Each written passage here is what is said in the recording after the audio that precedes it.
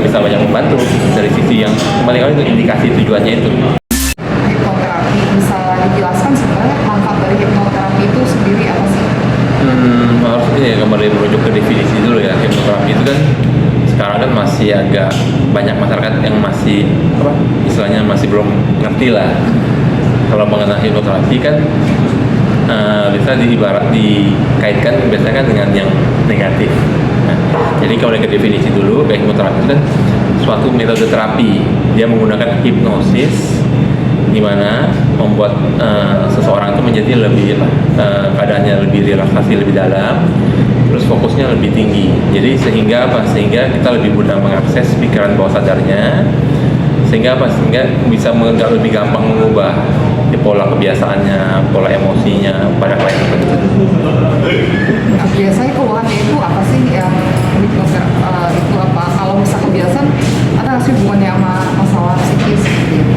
Sebetulnya hipnoterapi itu kebanyakan lebih di indikasinya ya, tujuannya tuh lebih banyak bisa pada kasus stres dan kecemasan, bisa kasus seperti insomnia ya, yang susah tidur, bisa pada kasus-kasus yang fobia, takut berlebihan, bisa juga pada kasus untuk merubah kebiasaan yang buruk, apa itu merokok, mungkin dia makan berlebihan. Terus pada kasus apa lagi? Pada kasus seperti kasus kecanduan dok. Kecanduan bisa juga. Terus untuk meningkatkan kepercayaan diri. Terus satu lagi tuh terakhir tuh biasa untuk yang mengalami trauma atau emosional tertentu. Dok, tapi biasanya kalau memilih hipnoterapi yang tepat dan terpercaya itu lebih ke jam terbangnya si dokter kah, atau memang dari segi harga? Biasa kita kan langsung pasti mahal nih, atau gimana tuh dok? Sebenarnya itu relatif ya. Yang pasti itu ya pada prinsipnya tuh harus ke praktisi hipnoterapi yang kompeten, yang punya sertifikasi. Pada prinsipnya semua sama saja. Mengenai harga itu kan relatif ya, jam terbang itu relatif. Yang penting kan harus tujuannya hipnoterapi itu yang penting pasiennya itu dia harus nyaman dengan hipnoterapisnya. Terapisnya dia harus nyaman dulu dan dia harus percaya. Ya, jadi bukan masalah harga ya. Kalau seseorang apa yang penting itu ingat akses syarat untuk pertama untuk hipnoterapi itu sebelum mulai hipnoterapi itu pasiennya seseorang itu dia harus tulus, ikhlas dan mau kooperatif untuk melakukannya. Itu syarat pertama. Nah, syarat berikutnya mungkin nanti akan dikondisikan lagi. Tapi kalau syarat pertama istilahnya cuma formalitas, mungkin apa disuruh istilahnya keluarga lah, istrinya lah, suaminya lah, atas suruhan itu biasanya bukan dari kemauan diri sendiri, biasanya itu hasilnya kurang maksimal, tidak tercapai. Dok, ini kan masih awam juga ya, orang takutnya salah atau menyamakan dengan hipnoterapi dengan hipnotis. Gimana tuh dok? Nah inilah makanya di Indonesia sendiri kan itu masih tanda kutip ya tabu. Di luar itu kayak di Inggris itu kita masih kurang ketinggalan kurang lebih 300 tahun. Mereka sudah jauh lebih sudah menerapkan ilmu hipnoterapi ini sudah jauh. Bahkan itu di negara tertentu seperti Inggris itu hipnoterapi itu bisa menjadi salah satu alat bukti di pengadilan. Kalau di kita belum bisa karena kan belum ada undang-undangnya semua. Jadi merujuk ke hipnoterapi itu ya kenapa tabu ya karena diidentikan dengan hipnosis. Orang istilahnya yang sering kita baca berita tuh orang-orang kehilangan uang, kehilangan emas, tiba-tiba dihipnosis. Nah jadi otomatis apa? Jadi masyarakat selalu mengkaitkan ke arah situ. Sebetulnya hipnoterapi sendiri itu ya ilmunya itu bisa dibagi tingkatannya tuh ada berapa tingkatan. Nah, ketika kita mulai waktu belajar hipnoterapi itu istilahnya kita mulai level pertama itu buat misalnya buat entertainment. Ya, entertainment tuh yang membuat hiburan, buat lucu-lucuan. Itu biasanya pada kasus-kasus itu untuk orang-orang yang bekerja di bidang entertain lah. Kalau mereka mau pelajarinya.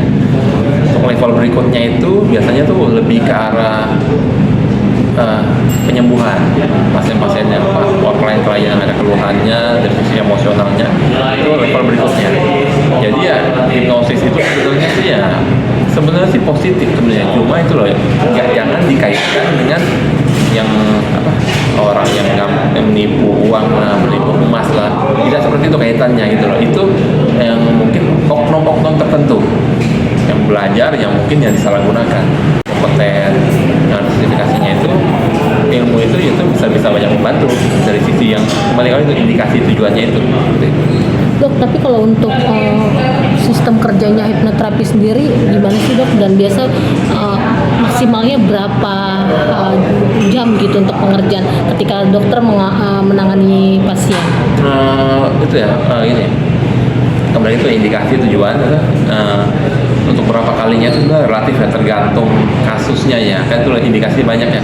Ada kasus untuk yang insomnia, ada kasus yang buat trauma ya. Untuk kasus-kasus yang trauma ya, yang emosional agak dalam itu mungkin perlu beberapa kali treatment. Tapi kasus yang agak lebih ringan ya, katakanlah yang mungkin ya, insomnia yang baru-baru susah tidur atau anxiety-nya mungkin baru muncul, itu biasanya hasilnya cepat. Nah, kembali merujuk ke tahapan-tahapannya itu loh. Kembali hipnoterapi itu kan yang penting satu ya, itu ya syarat mutlak ya. Itu pasiennya, klien sendiri, yang orang yang mau dibantu itu dia harus mau dari diri sendiri. Itu pertama. Terus kedua itu kan ini kembali ke dia cara kerjanya lah, singkat ya. Ketika klien sudah percaya itu, baru kita masuk tahap berikutnya. Itu Pak dilakukan seperti induksi apa? Kita lakukan suatu tahapan untuk membuat kliennya merasa lebih rileks. Kalau lebih rileks apalagi kita masuk ke tahap berikutnya. Jadi itu namanya tahap pendalaman. Nah, jadi kan nih tahap pendalaman apa? Kita manusia ini kan dalam hipnoterapi itu kan dikategorikan ibaratnya 4 golongan ya. 4 golongan inilah. Jadi ketika kita katakanlah fokus sadar itu kita namanya masuk gelombang beta. Nah, beta itu apa? Seterusnya apa? Setelah sajak ngobrol, ketika klien sudah fokus satu titik mereka itu gelombang otaknya turun satu tingkat. Itu namanya gelombang alfa. Kalau gelombang apa? Kita lakukan lagi teknik untuk menurunkan dia cara gelombangnya. Itu masuk gelombang theta. Nah, hipnoterapi itu bekerja pada gelombang theta-nya. Nah, ketika masuk gelombang theta, baru dilakukan sugesti. Sugesti itu yang sugesti positif. Kalau membutuhkan pengobatan dikasih sugesti terapeutik, biar pasiennya lebih masuk langsung ke alam bawah sadarnya. Setelah itu selesai ya baru dilakukan dilakukan normalisasi. Jadi seperti biasa lagi, diajak ngobrol seperti biasa lagi. Terapinya itu kurang lebih bervariasi ya, tapi yang dibutuhkan itu kalau udah untuk itu mungkin minimal 1 jam untuk pasiennya biar lebih nyaman, lebih rileks, itu baru ketika dilakukan yang lebih lanjut lagi. Dok, kalau untuk resiko dan efek sampingnya dari hipnoterapi sendiri ada nggak sih? Tidak ada. Ketika itu dilakukan oleh hipnoterapis yang memang kompeten, sertifikasi, itu tidak ada masalah. Tapi ketika dilakukan yang bukan, itu ya hati-hati. Nah, kasusnya itu kan makanya kalau memang istilahnya kan kita kan memang kompeten itu harus betul-betul melakukan sesuai dengan normanya ya. Yang takut itu sebenarnya malah itu malah di Australia saya itu malah hipnoterapisnya tuh dibuat undang-undang, misalnya ada undang-undang yang mengatur antara hipnoterapisnya dengan klien. Misalkan hipnoterapisnya katakan laki-laki, kliennya itu perempuan, itu ada undang-undang ketika dia perempuannya pernah menjadi klien yang dibantu oleh terapis itu, ada undang-undang tuh mungkin dalam minimal 3 tahun itu tidak boleh ada status seperti perkawinan, itu nggak boleh. Kenapa? Karena takutnya disalahgunakan. Jadi makanya harus itulah. Seperti itu. Tapi biasanya dengan pendampingan psikiatri gitu atau psikolog dibandingkan. Nah, Sebetulnya ada kasus-kasus yang katakan yang stres, yang sedih ringan ya, itu bisa langsung dibantu dengan hipnoterapi tanpa yang bantuan yang psikiater ya. Tapi ada kasus-kasus yang berat ya, yang berat apa seperti agak lebih lanjut kita ngomong seperti mungkin agak arahnya schizofren, agak gangguan kejiwaan lebih berat, itu dibutuhkan bantuan psikiater. Apa psikiater dia apa? Harus dilakukan terapi atau pemberian obat untuk pasiennya biar lebih tenang. ketika pasien sudah lebih tenang, itu baru bisa dibantu kombinasi dengan hipnoterapi. Itu bisa. Tapi pada kasus-kasus yang ringan yang awal itu biasanya hipnoterapi bisa langsung intervensi dan bisa membantu sekali. Dok, kalau dalam kasus seleb nih yang maaf kayak dia disebut atau mengalami riwayat NPD, bisa juga nggak sih dok untuk hipnoterapi? NPD itu kan gangguan kepribadian ya, narsistik ya. Itu di mana pasien selalu merasa dianya lebih tinggi daripada yang lain. Pada kasus ini biasanya pasiennya merasa itu lebih manipulatif ya. Dia bisa memanfaatkan orang sekitarnya tanpa orang sekitarnya itu sadar. Makanya orang-orang NPD ini benar orang cerdas, pintar. Apakah bisa lakukan hipnoterapi? Itu pertanyaannya. Apa dia mau? Apa dia setuju untuk mengubah dirinya sendiri? Itu pertanyaan saya. Kembali ke itu ya. Kalau seperti itu kan kalau dia memang dari sini, saya mau berubah, itu bisa. Tapi kalau pasiennya, caranya ya dia bersembunyi, berarti cuma kamuflase, oh ya sudahlah. Apakah dia mau pencitraan sebagainya? Itu hasilnya pasti tidak bisa membantu. Oke. Biasanya dok kalau manfaat hipnoterapi untuk kesehatan mental di kalangan seleb seberapa penting sih dok? Apalagi kan maaf ya dok, banyak kasus kayak kalau di luar negeri kalau mental udah nggak kuat akhirnya jadinya bundir gitu. Sebetulnya itu kan relatif kepada pilihan ke kliennya sendiri ya sebetulnya kan indikasi itu kan ini loh, mungkin pada prinsipnya di semua negara pun ya stres, anxiety itu semua ada. Mungkin beda ke prosedur di negara masing-masing, mungkin ya di sini pun juga bisa ya, tapi sini kita lebih utamakan juga sih seperti kalau ada kasus orang-orang yang katakan stres, kecemasan itu kita lebih ke arah orang sekitarnya dulu. So, dukungan dari keluarganya, orang sekitarnya, teman-temannya, itu yang sebetulnya sih itu yang akan membantu sekali. Dari situ kan mungkin kalau memang itu kan bisa dari saran dari teman-teman sekitarnya itu kan nanti bisa dari situ kan pasien bisa diarahkan mencari solusinya, mencari bantuan tenaga kompeten, tenaga spesialis tertentu, itu bisa. Di luar negeri pun ya itu sebetulnya kan sistem mereka tuh seperti itu. Ketika ada kasus yang membutuhkan itu kan langsung turun dari negara itu orang yang konselingnya, itunya yang bagian psikologinya itu langsung turun dari sana tuh. Makanya sini pun betul bisa, tapi sini kan lebih ke arah kita yang pertama tuh itu dari dukungan orang sekitar dulu. Dok, kalau untuk hipnoterapi itu dapat juga nggak sih dok membantu mengatasi rasa sakit kronis gitu? Oh bisa. Contoh kasusnya? Atau indikasi sakit kronis bisa. Sakit kronis itu mana dulu? Adalah sakit kronis itu kan penyebabnya banyak. Dia memang betul dari anatomis tubuhnya yang masalah, organ tubuhnya masalah, atau emosionalnya, psikisnya. Ya. Sebetulnya dua-duanya pun bisa dibantu. Kenapa? Terutama yang emosional ya. Kadang-kadang kasus yang sakit kronis itu yang aktif itu kebanyakan itu ya beberapa kasus itu dia lebih ke arah pikiran yang stres yang terlalu lama dipendam, itu dia bisa menimbulkan seolah-olah dia sakit. Nah itu kasus hipnoterapi sangat membantu di situ. Tapi itu syaratnya. Nah, kalau memang kliennya, pasiennya memang mau dibantu, itu bisa. Kenapa? Karena dengan hipnoterapi sendiri kan pertama kan kita membuat klien pasien itu menjadi lebih rileks, lebih fokus. Jadi terus kita bisa menggali pikiran alam bawah sadarnya, masalahnya di mana. Kalau dari sisinya memang masalahnya di emosionalnya kan harus diselesaikan satu-satu dari dalam apa masalahnya, itu bisa dikasih solusi. Baik. Itu yang katanya penyakit Kara itu disebut psikopatis. Gangguan psikopatis bisa dengan hipnoterapi. Oh bisa, kita masih bisa. Nah, ini loh, hipnoterapi itu kan cara kerjanya loh. Sebetulnya yang ini loh, kalau masuk otomatis ya, betul otomatis tuh hipnoterapi bisa bantu, tapi biasanya kadang-kadang kita bantu dengan terapi tambahan.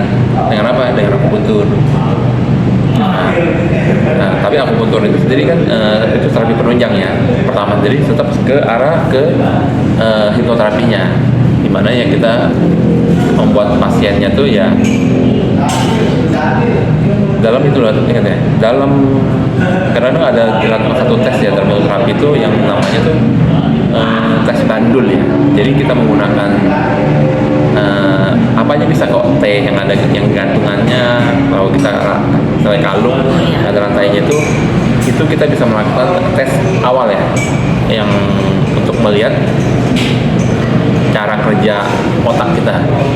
Jadi ketika seseorang misalnya karena bandul itu kan ketika kita pegang, caranya itu kan kita pegang bandulnya tuh, jadi otomatis kan itu tangan kita tidak bergerak ya. Jadi kita menanyakan satu pertanyaan ke pasien yang kliennya, misalnya ya simpel, apakah Anda sudah makan, itu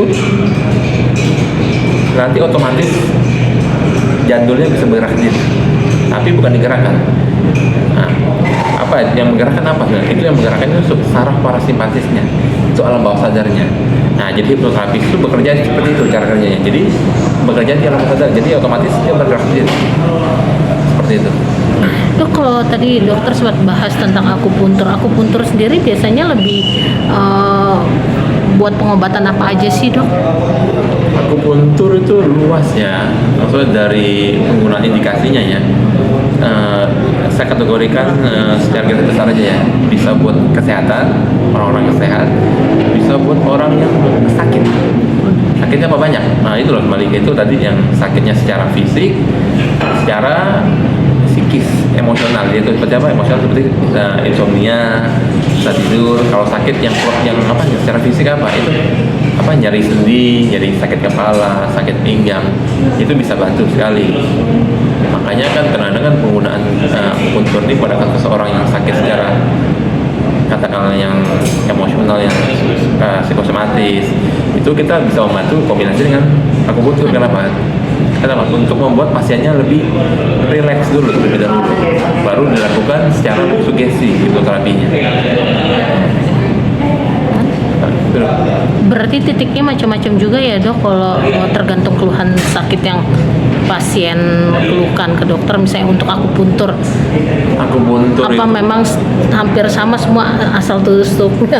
Maaf nih, Dok. nggak apa-apa. Akupuntur ini kan ini loh, akupuntur kan pada dasarnya memang pertama kali kan yang apa, diperkenalkan di negara Cina ya, bukan? Shinsei. Nah, menggunakan teknik namanya TCM dengan jarumnya yang besar-besar ya, agak panjang semuanya. Tapi dengan dikondisikan kondisi sekarang itu, jadi kan tekniknya itu banyak perubahan. Maksudnya ada update lah. Ada teknik yang menggunakan cara Korea, Korean style, ada yang menggunakan Jepang style, ada yang menggunakan yang Taiwan style. Itu loh. Jadi titiknya banyak sekali. Jadi kalau TCM Cina itu menggunakan jarum besar dan konvensional dengan titik-titik harus dobla simetris dua sisi.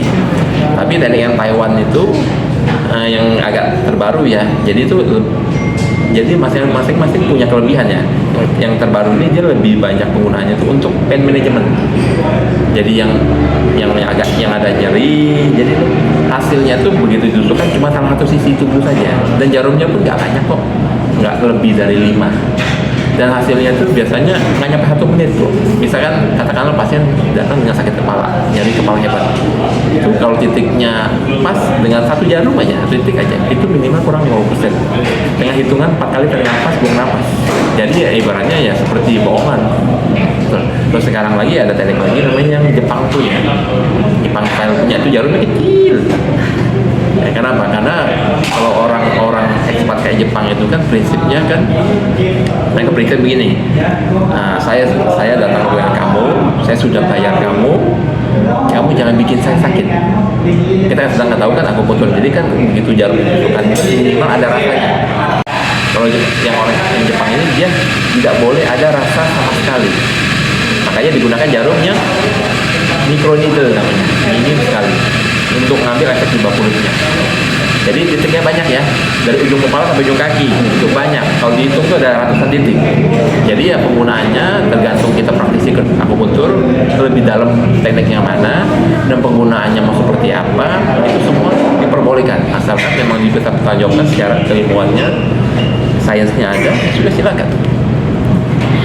Dok, tapi sejauh ini dalam kasus untuk orang yang ini kasus lain lagi ya dok, obesitas gitu, mana yang lebih aman, hipnoterapi kah atau dengan mengkonsumsi obat? Sebetulnya kalau dibilang aman ya, kalau bilang aman ya bukan aman sebenarnya sih ya. Kalau kita kan kadang-kadang kan pasiennya datang keadaan kita dengan obesitas katakan. Iya, obesitas. Pasien pasti mau hasil yang cepat, Iya. efektif, yang mudah pokoknya dalam waktu cepat, pokoknya hasilnya tok. Gak mau Jangan- capek. ya. Sebenarnya kalau bisa, betul sih bisa. Kita dengan mensugesti pasien bahwa makan sehari-hari itu suatu makanan sehat, jadi nggak usah banyak, jadi lebih ke arah ke Pola hidup sehat. mungkin kualitasnya, bukan ke kuantitas, bisa. Tapi dalam implementasinya kadang-kadang kita kombinasikan dengan teknik dengan obat-obatan dokter, dengan akupuntur untuk melancarkan itunya. Dibilang aman ya aman, karena kan kita melakukan sesuai jurnal kesehatan dengan ada batas-batas aman obat yang kita pakai dan tidak merugikan pasien. Dan yang kita lakukan itu memang untuk penurunan berat badan secara cepat, aman dan sesuai dalam ranah medis yang diperbolehkan. Silakan.